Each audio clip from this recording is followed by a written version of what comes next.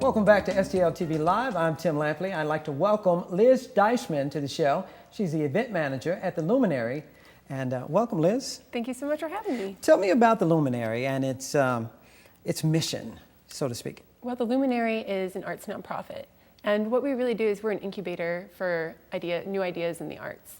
And what that means is with all of our programming, because we present a vast amount of programming from visual art exhibitions to concerts to artist residencies to even a blog, that in all of that we're really looking to collaborate, experiment, and try new things in the arts. How important is artistic freedom at the Luminary?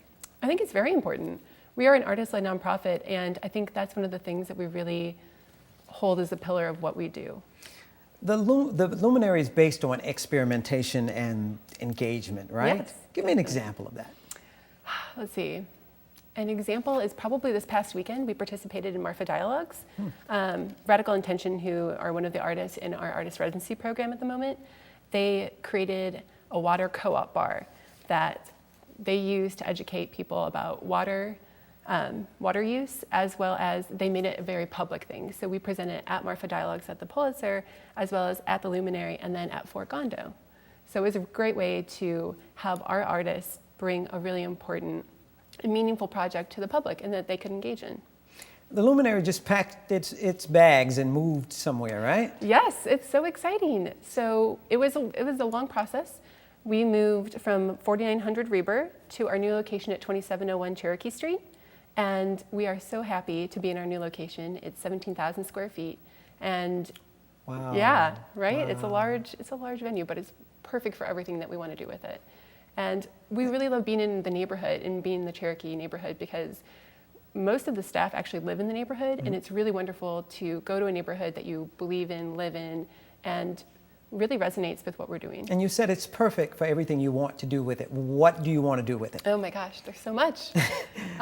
We've already started our visual arts exhibition programming, so we've had multiple shows in our main and entry galleries, and we've also had quite a few concerts already. So that's how we've been using the space thus far, but in the future, we're going to be expanding our programming, especially this fall. We have a very busy schedule, and we'll be presenting some things like film screenings, dance performances, as well as some summits and other educational type workshops. Are you getting the kind of community support that you look for? I am continually impressed by the kind of support that people show. As an example, we had more than 2,000 hours of volunteer labor whenever we were actually moving into the new building.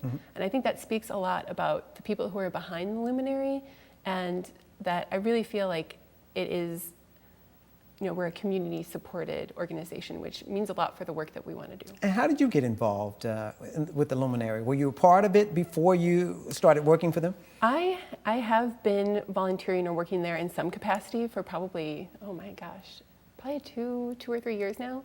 And what attracted you? Well, man, that's such a great question.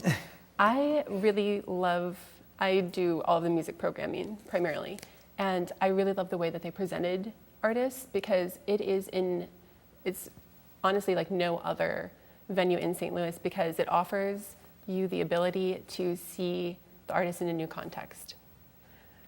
Because you get to experience it in a gallery setting in a more artistic-centric sort of way. Don't worry about that. She's looking at somebody's giving some cues over here. But I love the fact that Luminary attracts so many people that expands, sort of thinks out of the box. Yeah, we are always looking for people to collaborate or work with or present, and we want to help bring other people's, creative and new ideas in the arts to fruition as well as ours. Fantastic. Well, we'll talk more in a few minutes. Let's take a break. We have more with Liz Deichmann after the break from the Luminary. Stay tuned.